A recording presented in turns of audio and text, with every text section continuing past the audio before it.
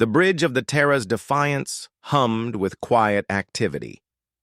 Admiral Sarah Chen stood before the main viewing screen, her hands clasped behind her back as she watched the stars drift by. The massive ship moved through space like a silent giant, its hull gleaming under the light of distant suns. Sarah had been in command of humanity's frontier fleet for 5 years now. In that time, she had watched their small colonies grow from desperate outposts to thriving settlements. The Kepler sector had become humanity's first real foothold beyond their home solar system, and she was proud of what they had built. A soft chime drew her attention. Lieutenant Commander Torres approached from the communications station, his face troubled. "Admiral, we're receiving a priority transmission. It's not from any human vessel." Sarah turned to face him. "Put it on screen." The stars disappeared, replaced by something that made several crew members gasp. The being on the screen stood nearly 3 meters tall, its body made of what looked like living crystal. Light moved through its translucent form in patterns that hurt to watch. When it spoke, its voice sounded like breaking glass mixed with thunder. "I am Kethmore, speaker for Her Imperial Majesty, Empress Vexthera of the Zephyrian Empire. I bring words for the creatures that call themselves human." Sarah stepped forward. "I am Admiral Sarah Chen, commanding the United Earth Colonial Fleet. You may deliver your message." The crystal being's head tilted slightly, as if surprised by her calm response. "Your species has been granted the honor of serving the Empire for 50 of your rotations around your star. In that time, you have shown adequate ability to follow simple commands. However, your recent expansion into the Kepler sector violates Imperial law." "What law would that be?" Sarah asked, keeping her voice steady. "The law that states all worlds belong to the Empire. The law that your kind agreed to when we first allowed you to leave your birth system. The law that has kept you alive until now." Several officers on the bridge exchanged glances. Sarah had heard rumors about this agreement, supposedly made when humanity first developed faster-than-light travel. The details had always been kept secret by Earth's government. "Her Imperial Majesty is displeased," the speaker continued. "You have built cities on worlds that were not given to you. You have mined resources that belong to the Empire. You have acted as if you were equals rather than servants." Sarah felt anger rising in her chest, but she forced herself to remain calm. "And what does the Empress propose we do about this?" "There is no proposal. There is only command." The crystal being's form seemed to glow brighter. "You will abandon all colonies in the Kepler sector within 10 of your days. You will return to your birth system and await new orders. You will destroy any ships larger than cargo vessels. You will submit completely to Imperial authority." The bridge fell silent. Sarah could hear her own heartbeat in her ears. Behind her, she sensed the tension radiating from her crew. These were people who had dedicated their lives to building something new among the stars. Many of them had families. On the colonies they were being ordered to abandon. "And if we refuse?" Sarah asked quietly. The speaker's laugh sounded like ice cracking. "Refuse? Your species controls perhaps 50 ships of war. The Empire commands fleets that number in the thousands. We have reduced entire civilizations to ash for lesser insults than this. There is no refusing. There is only obedience or extinction." Sarah looked around her bridge. She saw the faces of men and women who had followed her across the galaxy. She thought of the children playing in the parks of New Geneva Colony. She thought of the farmers on Kepler Prime, proud of their first successful harvest. She thought of humanity's long dream of reaching for the stars. "Speaker Kethmore," she said, her voice carrying clearly across the bridge. "Please deliver this message to your Empress." The crystal being leaned forward slightly. "Speak." Humanity respectfully declines the Empire's demands. "We claim the right to exist as a free species among the stars. We will not abandon our colonies. We will not return to our birth system. We will not submit to Imperial authority. The speaker's form went completely still for several seconds. When he finally moved, his entire body was blazing with light. You refuse? You dare to refuse an Imperial command? We do more than refuse, Sarah continued. We offer the Empire a counter-proposal. You have 72 hours to withdraw all Imperial forces from human territory. Any Imperial ship found in our space after that time will be considered an act of war. The silence that followed seemed to stretch forever. The speaker's mouth opened and closed several times without sound, as if he could not process what he had heard. This is impossible, he finally whispered. No species has defied the Empire in 10,000 years. No one has ever dared to make demands of her Imperial Majesty. You are insects. You are nothing. We are human, Sarah replied simply, and we choose to be free. The transmission cut off abruptly. The bridge remained silent for a long moment before Lieutenant Commander Torres spoke up. Admiral, should I send that message to Earth Command? Sarah nodded. Send it on all channels. Make sure every human ship and colony receives it within the hour. As Torres hurried back to his station, Sarah's first officer, Commander James Walsh, stepped up beside her. Admiral, you realize what we've just done? Sarah looked out at the stars again. We've probably just started a war, James. A war we can't possibly win. They weren't lying about their fleet size. Intelligence estimates put Imperial forces at over 10,000 ships. I know the numbers, Commander. Sarah turned to face him. But sometimes the numbers don't tell the whole story. On the distant Imperial world of Chrysa Prime, Empress Vexathara sat on her throne of living diamond, surrounded by the floating forms of her advisors. The throne room was vast enough to hold a small city, its crystal walls reaching up into darkness. The Empress herself was beautiful in the way that a perfect blade is beautiful, elegant, flawless, and utterly deadly. Speaker Kethmore materialized before the throne, his crystalline form dim with shame.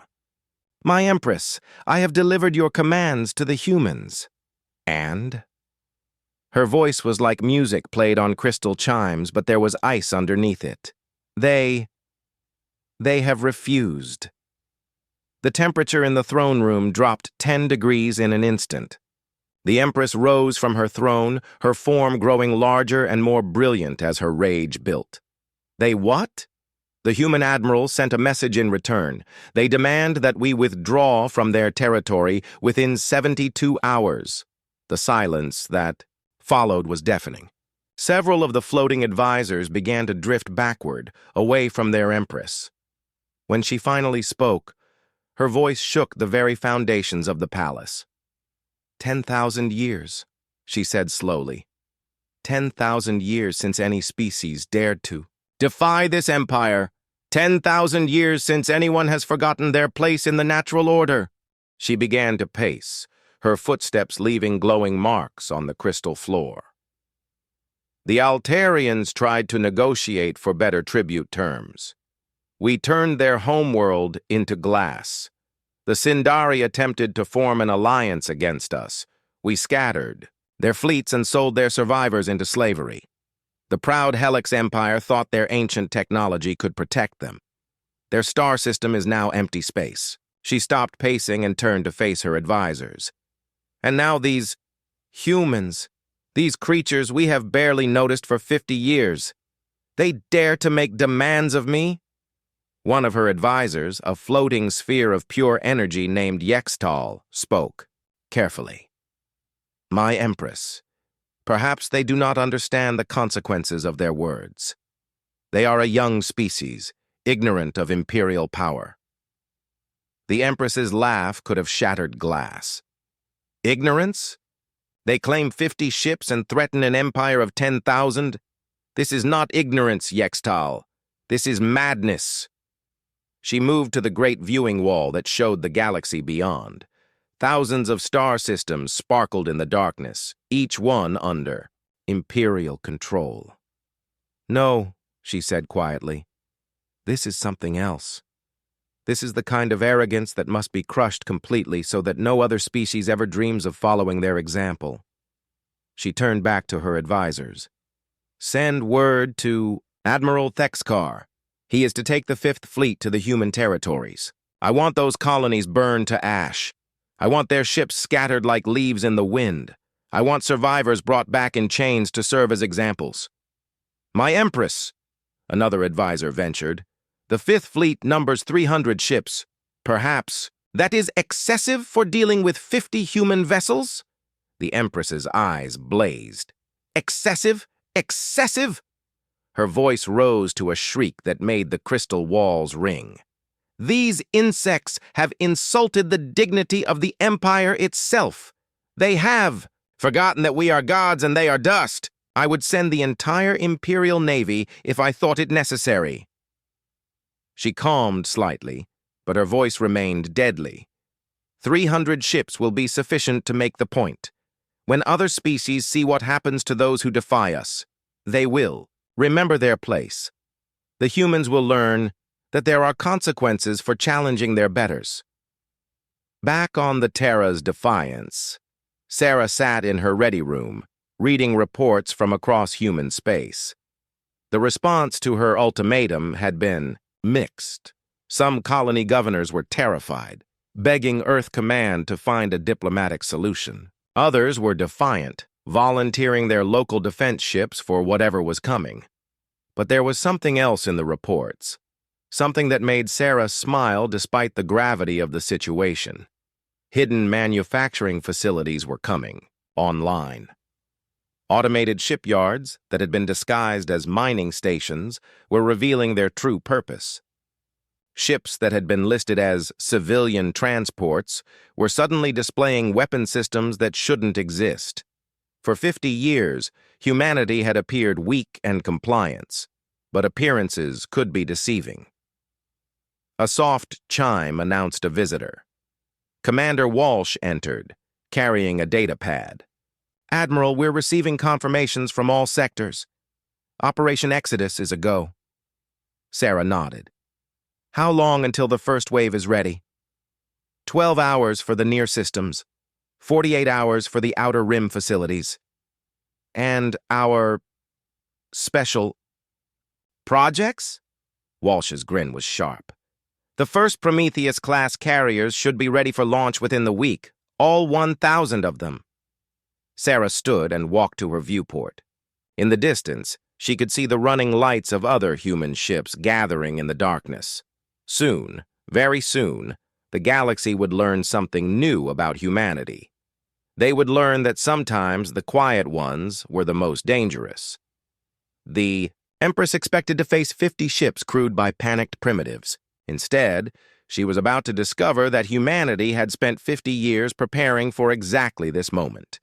They had smiled and bowed and paid their tribute, all while building something the galaxy had never seen before. They had built hope. They had built freedom.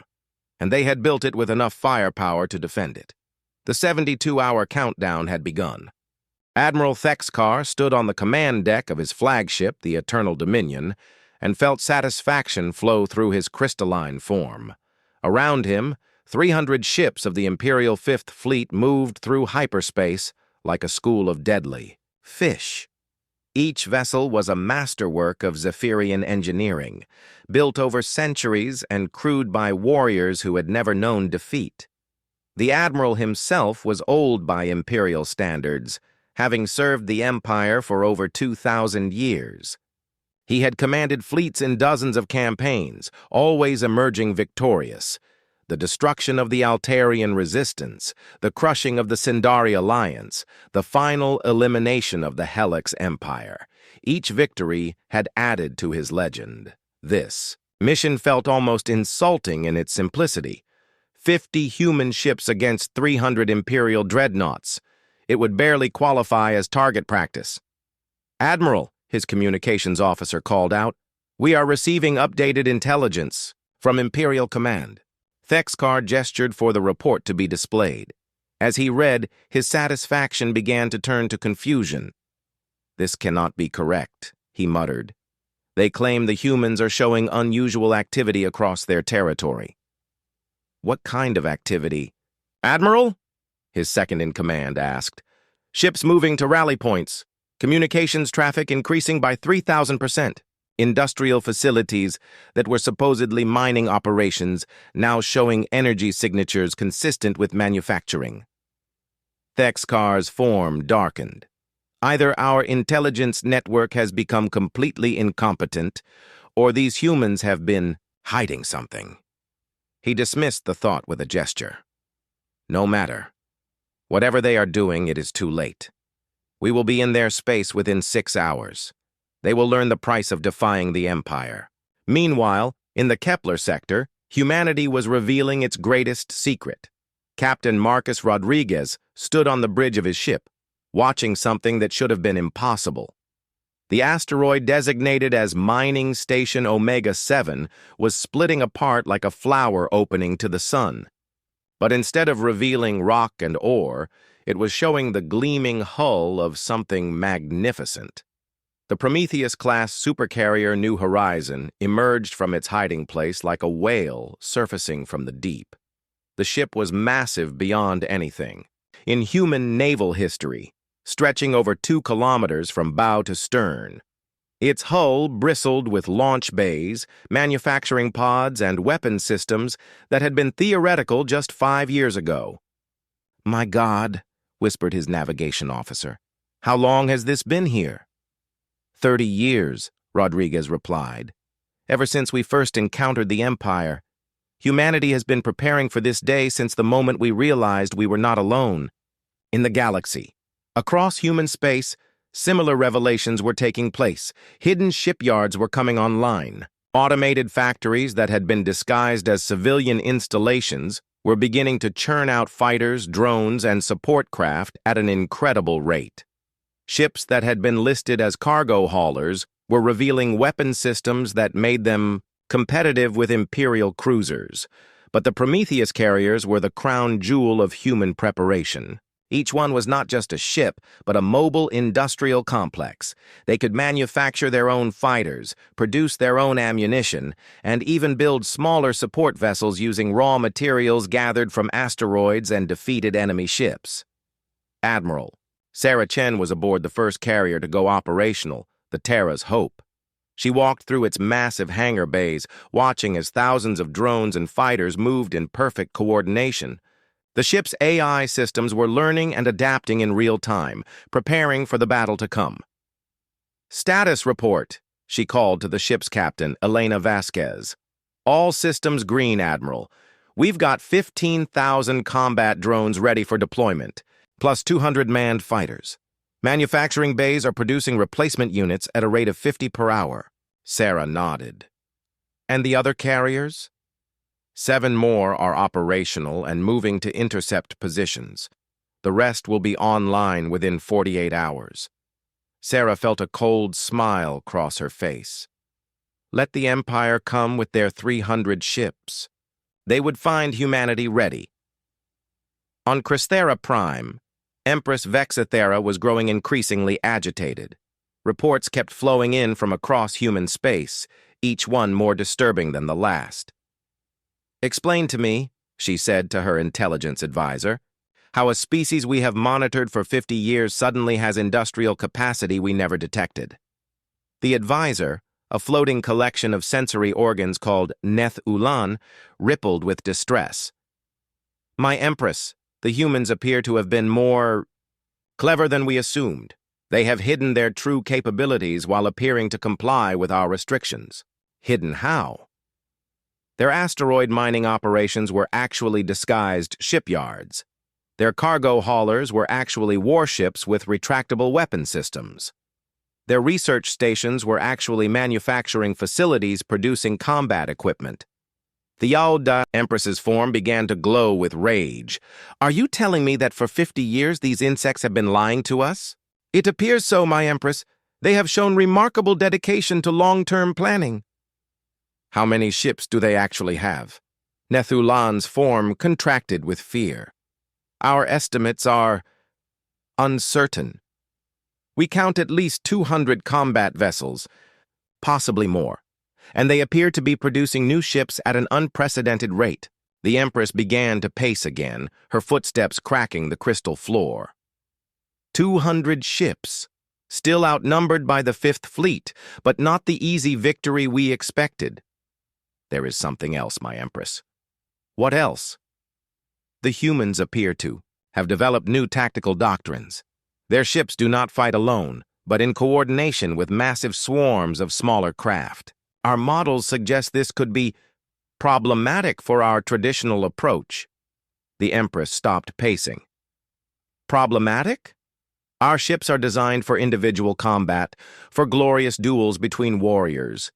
If the humans attack in coordinated swarms, then we will adapt, the Empress said firmly. Admiral Thexkar has 2,000 years of experience. A few clever tricks will not save the humans from Imperial justice. But even as she spoke, she felt a small seed of doubt growing in her mind. No species had ever hidden their strength so effectively before. No one had ever managed to deceive Imperial intelligence for so long. What else might the humans be hiding?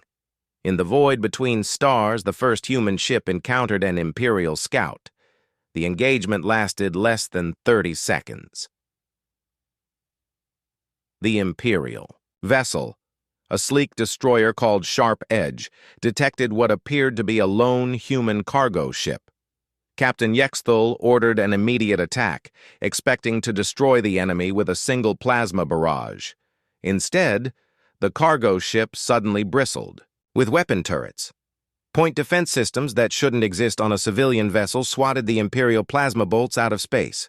Then the human ship launched something the Zephyrian had never seen before. A swarm of tiny craft erupted from hidden bays, moving in perfect coordination. They were too small to be manned fighters, but they moved with intelligence and purpose. The drones swarmed over the Imperial destroyer like angry insects, their weapons finding weak points in the armor with surgical precision. Within minutes, the Sharp Edge was drifting dead in space. The human ship collected the wreckage and disappeared into hyperspace, leaving no trace of the encounter. Similar incidents began occurring across the frontier. Imperial scouts and patrol ships were encountering human vessels that were far more dangerous than they appeared. The reports that made it back to Admiral Thexkar painted a disturbing picture. Admiral, his intelligence officer reported, we are losing scouts faster than they can report back. The humans appear to have developed some kind of automated weapon system. Thexkar studied the tactical displays. Show me the engagement data. The holographic replay showed the destruction of the Sharp Edge. As Thexkar watched the swarm of tiny craft overwhelm the Imperial destroyer, he felt something he hadn't experienced in centuries: uncertainty. Those are not manned fighters, he said slowly. They move too precisely, react too quickly. Our analysts believe they are artificial intelligences of some kind. Each drone appears to be capable of independent thought while remaining coordinated with the others. Thexkar was quiet for a long moment. The Empire had strict prohibitions against artificial intelligence, viewing it as an abomination that could potentially challenge Imperial authority. The idea that the humans had not only developed such technology, but had weaponized it, was deeply disturbing. No matter, he said finally. Clever toys will not save them from the might of the Fifth Fleet. We will arrive in the Kepler sector in 2 hours, prepare for full assault. But as his fleet dropped out of hyperspace at the edge of human territory, Admiral Thexkar found himself facing something he had not expected. Instead of 50 primitive ships, he was looking at nearly 300 human vessels. And rising from the depths of space came something that made his ancient heart skip a beat. The Prometheus-class carriers were emerging from hidden positions throughout the system. 8 massive ships, each one larger than anything in the Imperial fleet, began deploying clouds of fighters and drones that darkened the space around them. Admiral, his tactical officer called out, we are detecting massive energy signatures from those large vessels. They appear to be manufacturing combat units in real time. Thexkar watched in growing alarm as the human carriers began launching wave after wave of fighters and drones. Within minutes, the human force had grown, from 300 ships to thousands of smaller craft. "This is impossible," he whispered. No species builds ships this quickly, but as he watched, the truth became clear. The humans hadn't just been hiding their existing strength. They had developed an entirely new way of warfare, one that turned manufacturing capacity into immediate tactical advantage. "All ships," he commanded, "prepare for battle. Whatever these humans have built, we will show them the power of the Empire." The first great battle between humanity and the Zephyrian Empire was about to begin. But Admiral Thexkar was beginning to realize that this would not be the easy victory he had expected. The humans had spent 50 years preparing for this moment. They had hidden their strength, developed new technologies, and created new ways of fighting. And they were about to show the galaxy what happened when humanity was finally forced to reveal its true nature. The Empire had ruled through fear and overwhelming force for 10,000 years. They were about to learn that sometimes the prey could become the predator. The galaxy held its breath as news of the human ultimatum spread across 1,000 worlds. In the great trading stations that connected civilizations, in the ancient libraries of elder species, in the diplomatic quarters where ambassadors gathered, to share whispers and rumors, everyone was talking about the same impossible thing. Humanity had declared war on the Zephyrian Empire. Ambassador Quelthera of the Metherian Consortium stood before the great viewing wall of Station Prime, watching the news feeds with disbelief. The Metherians were an old species, having watched the rise and fall of dozens of galactic powers over the millennia. They had learned to be careful, to avoid notice, to survive by staying neutral. But this was something none of them had ever seen. "It's madness," said Ambassador Ulex beside her, his tentacles writhing with anxiety. "Absolute madness. The humans number barely 50 ships against the entire Imperial Navy." Quelthara nodded slowly. "I remember when we first encountered them, 50 years ago, when they stumbled out of their home system with primitive faster-than-light drives. They seemed so innocent, so eager to learn and explore. And now they're challenging the most powerful empire in galactic history," Ulex replied. "Either they've developed something incredible, or they're about to become extinct." Similar conversations were happening throughout the galaxy. The Altarian refugees, scattered across dozens of worlds since their homeworld's destruction, whispered among themselves about the possibility of revenge. The Sindari, broken and enslaved, dared to hope that someone might finally stand up to their oppressors. Even ancient species that had submitted to Imperial rule centuries ago began to wonder if change was possible. But nowhere was the shock greater than in the halls of Imperial Command itself. General Vox Tar, Supreme Commander of all Imperial forces, stood before a massive holographic display showing the current disposition of human forces. The numbers kept changing as his intelligence officers updated their estimates, and each change made the situation more disturbing. 50 ships, he muttered. "That's what we've been told for 50 years. 50 ships and a handful of colonies." His aide, a younger Zephyrian named Kelthax, gestured at the display. "Sir, current estimates suggest at least 300 combat vessels, with more appearing every hour." "Where are they coming from?" Voxtar demanded. "Ships don't just materialize out of nothing." "Our analysts believe they've been hidden in various locations throughout their territory. Some appear to have been disguised as civilian vessels. Others were concealed in asteroid fields or disguised as mining operations." Voxtar studied the display more carefully.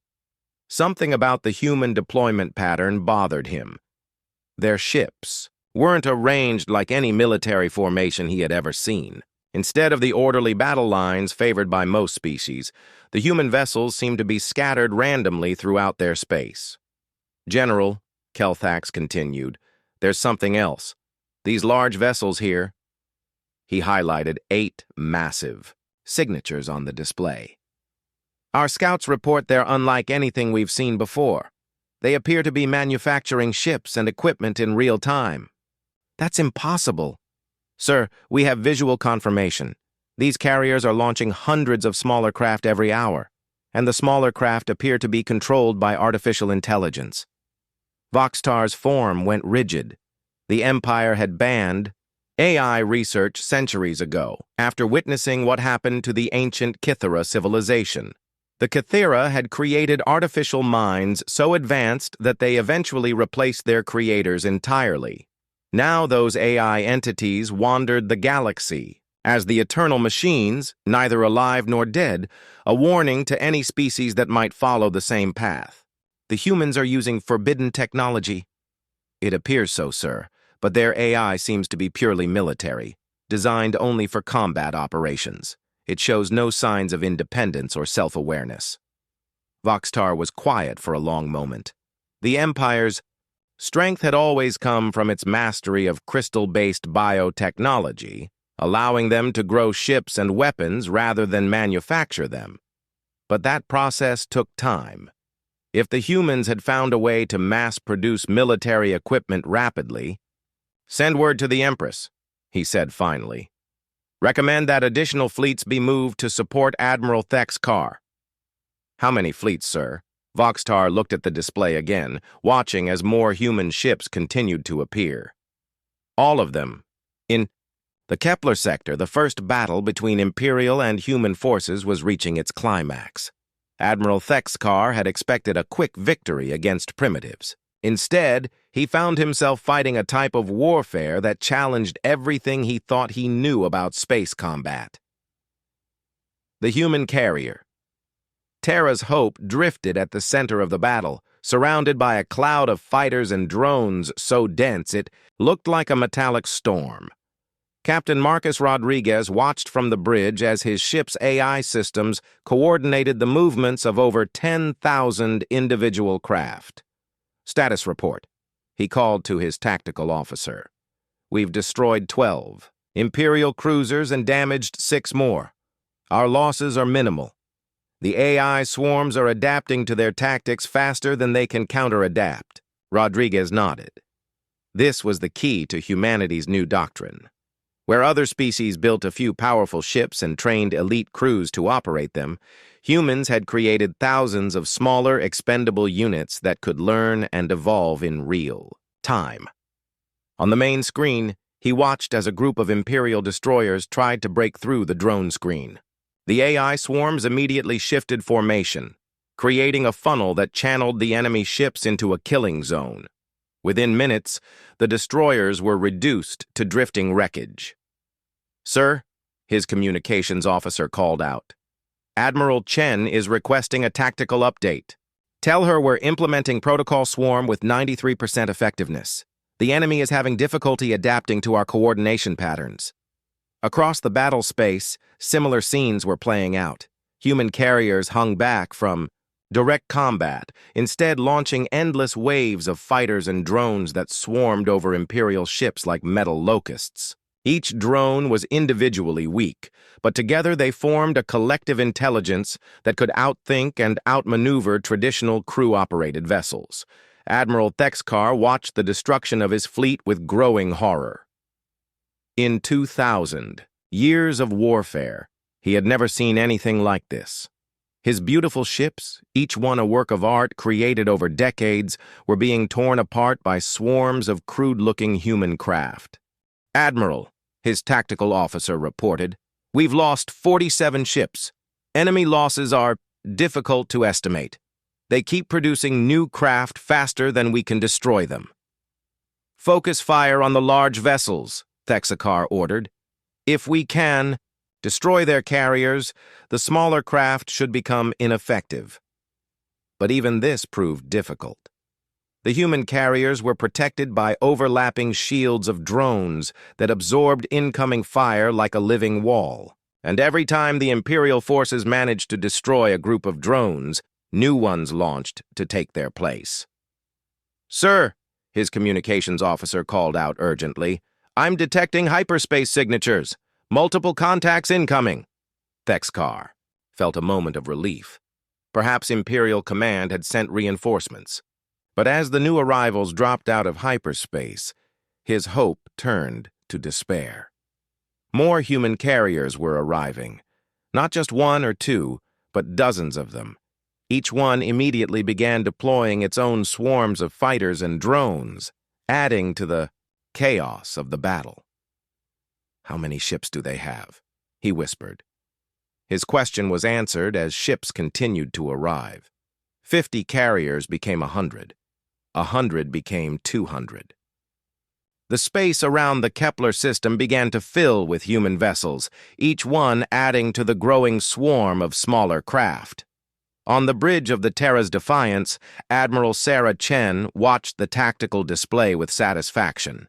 Phase 1 of Operation Exodus was proceeding perfectly. The hidden carriers were emerging from their concealment throughout human space, moving to pre-designated rally points. "Admiral," Commander Walsh reported, "we now have 437 carriers operational. The Outer Rim facilities. Report they'll have the remaining units ready within 12 hours. Total fighter and drone count?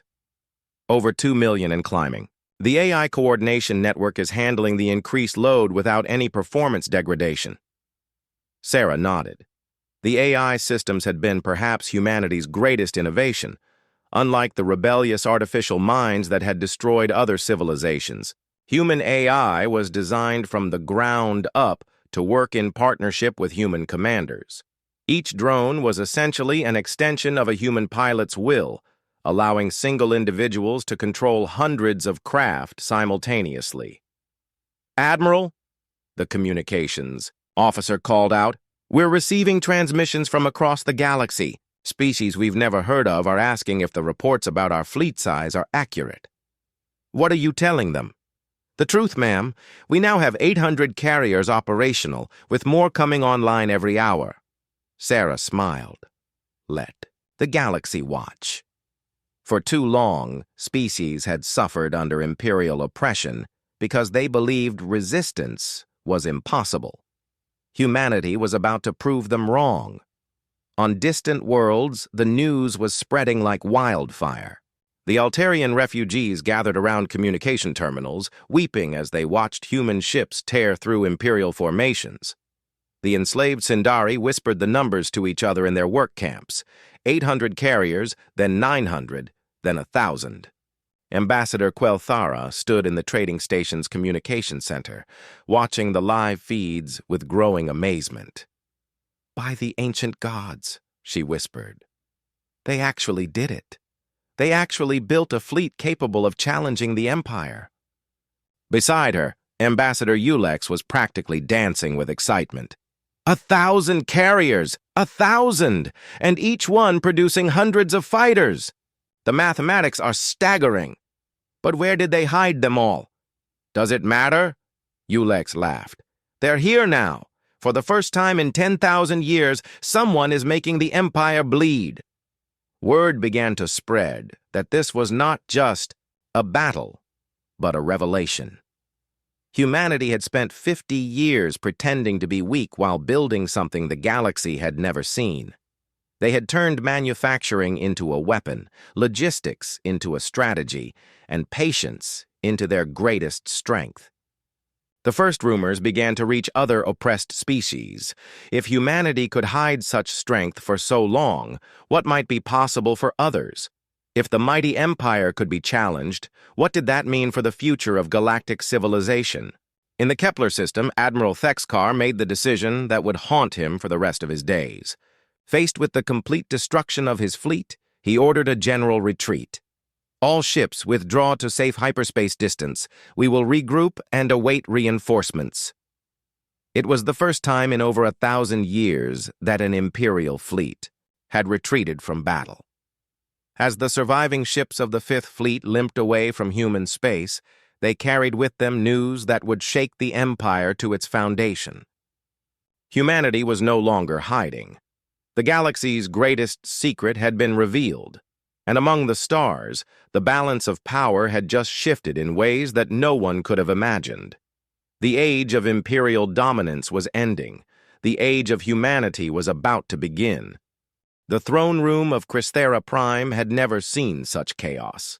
Empress Vexithera stood in the center of the vast crystal chamber, her form blazing with rage, so intense that the very air around her began to shimmer with heat. Around her, advisors floated in careful formation, none daring to come too close to their furious ruler. The reports kept coming in, each one more devastating than the last. The Fifth Fleet had been destroyed. Admiral Thexkar was in full retreat with only 60 ships, remaining from his original 300. And the humans were not hiding anymore. 1,000 ships, the Empress whispered, her voice carrying across the chamber like the sound of breaking glass. 1,000 carriers, each one spawning endless swarms of these drones. She turned to her intelligence advisor, Neth Ulan, whose sensory organs were contracted tight with fear. Explain to me how an entire species managed to deceive us for 50 years. My Empress, Neth Ulan began carefully, it appears the humans have a talent for long-term planning that we underestimated. They accepted our dominance publicly while building their true strength in secret. Secret? The Empress's laugh was like the sound of a crystal mountain collapsing. How do you hide 1,000 ships? How do you conceal manufacturing facilities, capable of producing millions of combat craft? They used our own assumptions against us, another advisor, Kexhar, ventured. We saw what we expected to see, a primitive species, grateful for our protection, building simple mining operations and cargo vessels. The Empress began to pace, her footsteps leaving glowing cracks in the crystal floor. And now every species in the galaxy has seen Imperial ships retreat. Every slave world, every tribute system, every conquered people has witnessed the Fifth Fleet running from human space. The implications were staggering. For 10,000 years, Imperial rule had been maintained through the simple principle that resistance was futile. No one had ever successfully challenged the Empire because everyone knew it could not be done. But humanity had just shattered that fundamental assumption. My Empress, General Voxtar materialized in the chamber, his form dim with exhaustion. I have completed the strategic assessment you requested. Speak. The human fleet poses a significant threat to Imperial operations. Their swarm tactics are highly effective against our traditional formations. Our ships are designed for individual combat excellence, but they struggle against coordinated mass attacks. The Empress stopped pacing. Are you telling me that we cannot defeat them? I am saying that victory will require a new approach. We cannot meet them ship for ship using conventional tactics. Then what do you recommend? General Voxtar hesitated. What he was about to suggest went against 10,000 years of Imperial tradition. We must adapt our tactics to match theirs, build smaller, more numerous ships, develop our own automated systems. Fight the way they fight. The silence that followed was deafening. The Empress's form grew brighter and more terrible with each passing second. You are suggesting, she said slowly, that the greatest empire in galactic history should copy the tactics of primitive humans. My Empress, these humans are clearly not primitive. Their technology is different from ours, but it is not inferior. In some ways, it may be superior. The crystal floor beneath the Empress's feet began to crack and melt. Superior? Superior? Her voice rose to a shriek that shattered several of the chamber's smaller crystals. The Empire has ruled this galaxy since before their species learned to make fire. We have destroyed civilizations that spanned hundreds of star systems. We are the masters of all creation.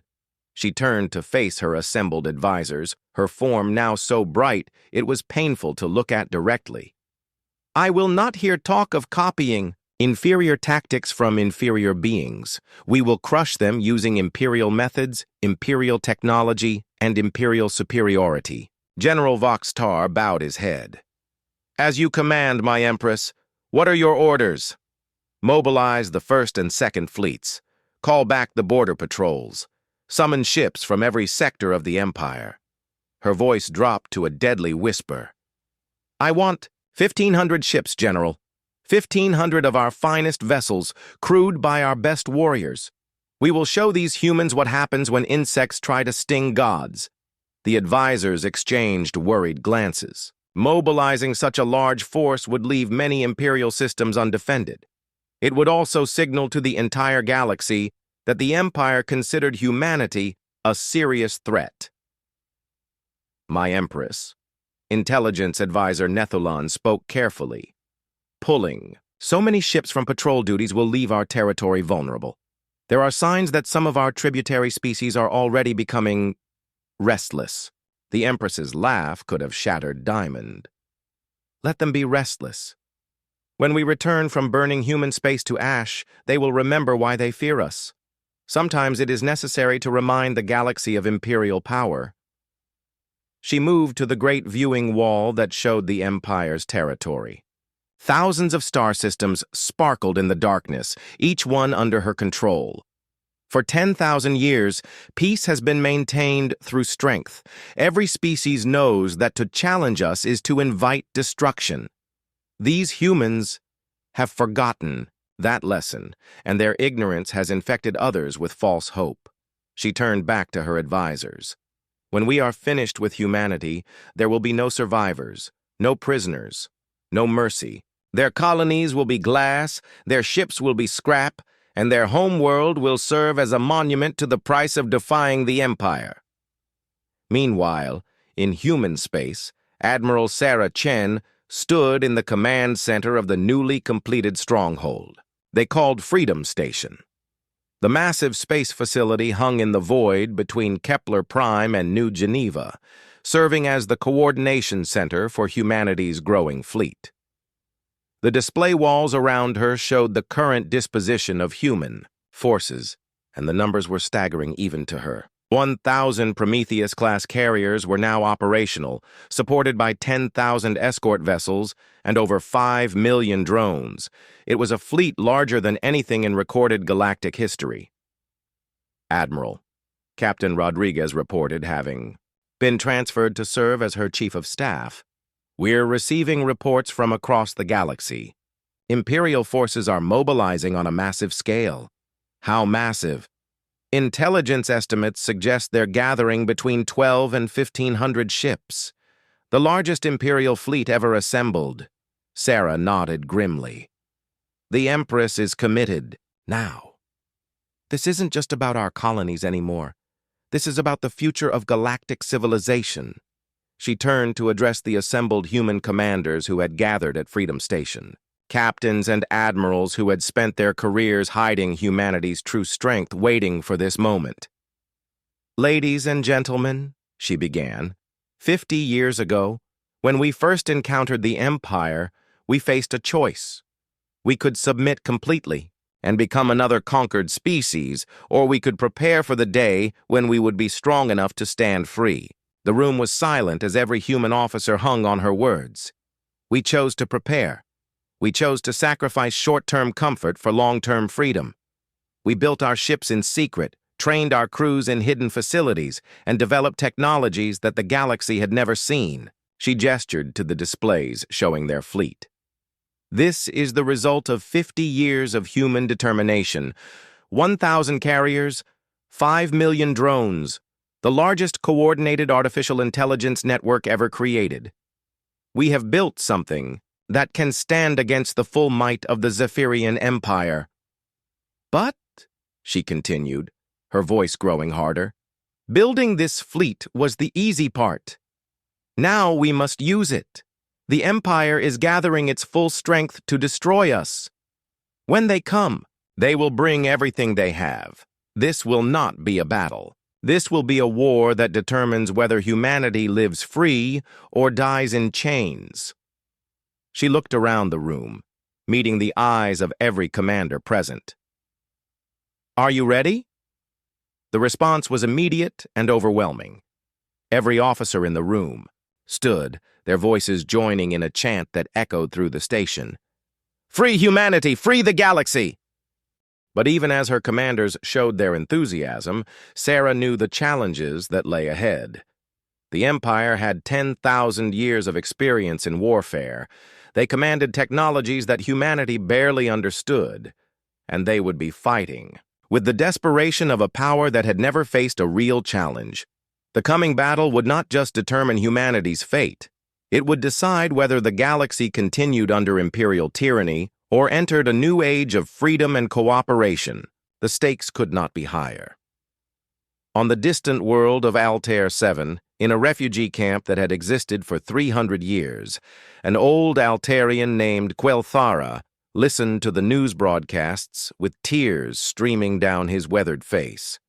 His people had been scattered to the winds when their homeworld was destroyed for daring to question Imperial tribute demands.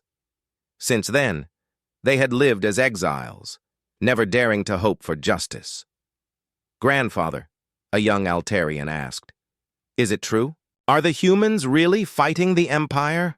Quelthara nodded slowly. "It is true, child.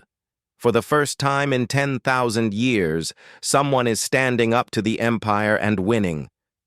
"What does it mean?" The old Altarian looked up at the stars, where somewhere in the darkness, human ships were gathering for the greatest battle in galactic history. "It means," he said quietly, "that perhaps our long exile is finally coming to an end. Perhaps there is hope after all." Similar conversations were happening on 1,000 worlds, in 1,000,000 refugee camps and slave colonies. The impossible had become reality. Humanity had revealed itself as a force capable of challenging the Empire's absolute power, but the Empire's response was swift and terrible. Empress Vexathara's rage had crystallized into cold determination. She would gather the largest fleet in Imperial history and use it to crush humanity so completely that no other species would ever dare to follow their example. The stage was set for a confrontation that would shake the foundations of the galaxy. On one side, the ancient power of the Zephyrian Empire, with 1,500 ships crewed by warriors who had never known defeat. On the other, humanity's revolutionary fleet of 1,000 carriers, supported by artificial intelligence and manufacturing, capabilities that could adapt and evolve in real time. The outcome would determine not just the fate of two species, but the future of every sentient being in the galaxy. The age of Imperial dominance was being challenged. Whether it would survive, this test remained to be seen. The space around Chrysa Prime had never seen anything like it. The Imperial capital system, home to over 50 billion Zephyrians and the seat of galactic power for 10,000 years, was surrounded by the largest fleet in the history of the Empire. 1,500 ships of war hung in perfect formation around the crystal planet, their hulls gleaming with the reflected light of the system's twin suns. Empress Vexathara stood on the bridge of her personal flagship, the Eternal Glory, watching the final preparations for humanity's destruction. The massive vessel was a work of art as much as a weapon, its crystalline hull grown over centuries and equipped with technology that had taken millennia to perfect. Around her, the greatest admirals and generals of the Empire worked with quiet efficiency, preparing for what they believed would be the final battle of a brief war. "Status report," the Empress commanded. "All fleets report ready, my Empress," Admiral Kexathul replied. The veteran commander had served the Empire for over 3,000 years and had never seen a force so large assembled in one place. 1,500 ships of the line, 2,000 escort vessels, and 50,000 support craft. The humans cannot possibly stand against such might. The Empress nodded with satisfaction. "And our special weapons?" "The stellar collapse bombs are armed and ready. If these humans prove as stubborn as expected, we can destroy entire star systems to prevent their escape." It was a terrible weapon, one that could collapse a star into a black hole, destroying everything in the system. The Empire had used it only twice before, both times to make examples of species that had proven particularly troublesome. The very existence of the weapon had helped maintain Imperial rule through fear. "Excellent," the Empress said. "When the humans arrive, they will see the full power of the Empire arrayed against them. They will understand the futility of their rebellion and beg for a quick death." But even as she spoke, her intelligence advisors were reporting something. That made no sense. Long-range sensors were detecting massive hyperspace disturbances approaching the system. The energy signatures suggested a fleet of incredible size, but the numbers seemed impossible. "My Empress," Intelligence Advisor Nethulan reported nervously, "we are detecting what appears to be the human fleet approaching the outer system." "How many ships?" "That is difficult to determine. The hyperspace disturbances suggest perhaps 1,000 capital ships, with escort numbers in the tens of thousands." The Empress's form flickered with annoyance.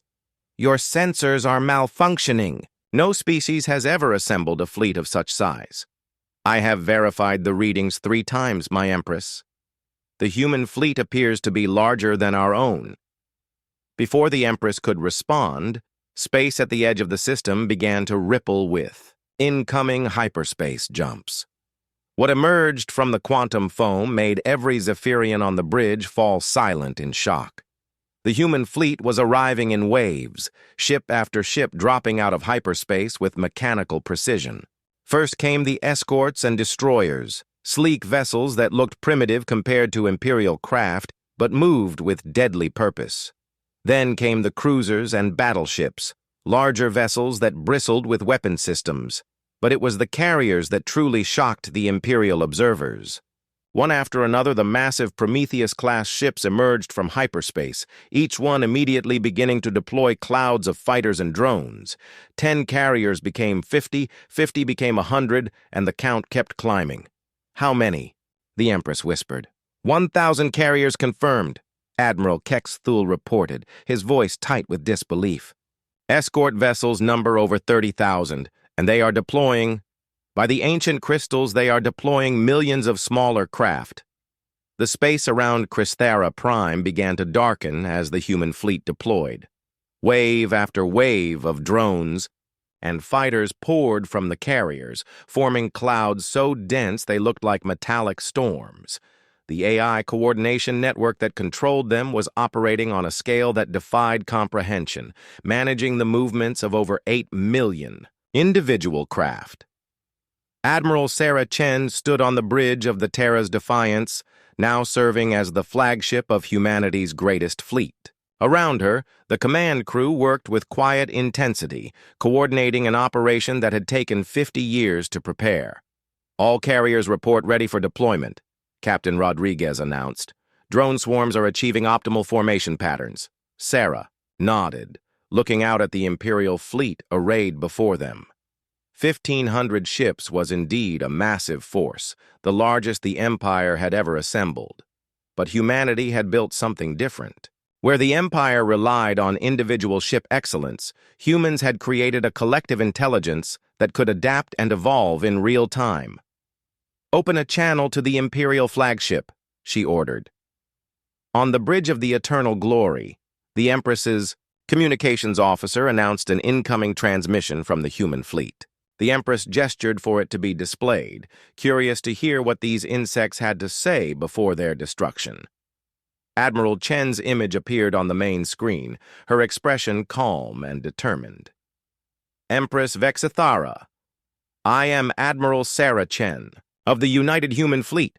I offer you one final chance to avoid unnecessary bloodshed." The Empress's laugh rang through the bridge like breaking crystal. "You offer me a chance? Insect, you face the full might of the greatest empire in galactic history. Surrender now, and I will grant you a quick death." "I'm afraid that's not acceptable," Sarah replied. "Humanity demands the immediate withdrawal of all Imperial forces from formerly conquered territories.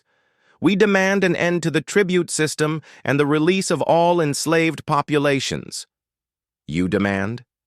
The Empress's form began to glow with rage. You are surrounded by 1,500 ships of war. You cannot possibly— Empress, Sarah interrupted gently. Perhaps you should look more carefully at what surrounds you.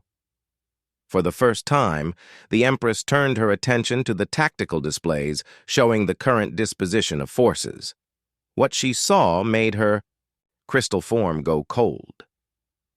The human fleet had not arranged itself in traditional battle lines. Instead, they had formed a three-dimensional web around the entire Chrysa system. Every escape route was blocked. Every defensive position was flanked. The Imperial fleet, for all its size and power, was completely surrounded. "This is impossible," she whispered. "Empress," Admiral Chen continued, "your fleet is outnumbered 5-1 in total units, and our tactical position is superior. Your ships are magnificent works of art, but they are designed for individual combat. Our forces are designed to work together as a single entity." As if to demonstrate the point, a portion of the human drone swarms began to move in perfect coordination, forming complex patterns that shifted and flowed like a living thing. The sight was both beautiful and terrifying. "I offer you this choice," Sarah said. "Order your forces to stand down, and we will allow them to withdraw peacefully. Continue this conflict, and we will be forced to demonstrate why humanity will no longer bow to imperial tyranny." The Empress's rage finally boiled over. "Never! The Empire does not retreat! The Empire does not surrender! All ships attack formation! Destroy them all!" The greatest battle in galactic history began with the Imperial fleet charging forward in perfect formation, their weapons lighting up space with brilliant energy discharges. For a moment, it looked like the traditional tactics might work. Imperial plasma cannons and crystal lances reached out toward the human ships, seeking to cripple the carriers before they could deploy their full strength. But the human response was unlike anything the Zephyrians had ever encountered. Instead of meeting the charge with their own battle line, the human carriers began implementing Protocol Swarm on a massive scale. 8 million drones moved as one, flowing around the Imperial formation like water around stones. They didn't try to match the Imperial ships for individual firepower. Instead, they attacked in coordinated waves, each group focusing on specific weak points, while others provided cover and distraction.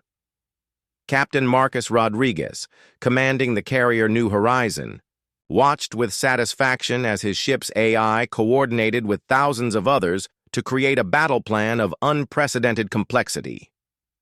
"Target their command ships first," he ordered. "Disrupt their coordination and the rest will follow." The drones obeyed with mechanical precision, forming into attack formations that shifted and adapted based on enemy response. When Imperial point defense systems tried to track them, the drones split into smaller groups. When Imperial fighters moved to intercept, they merged into larger formations with concentrated firepower. Admiral Kexthul watched in growing horror as his carefully planned battle formations began to disintegrate. "They're everywhere," he reported to the Empress. "Our ships can't track targets that small and numerous.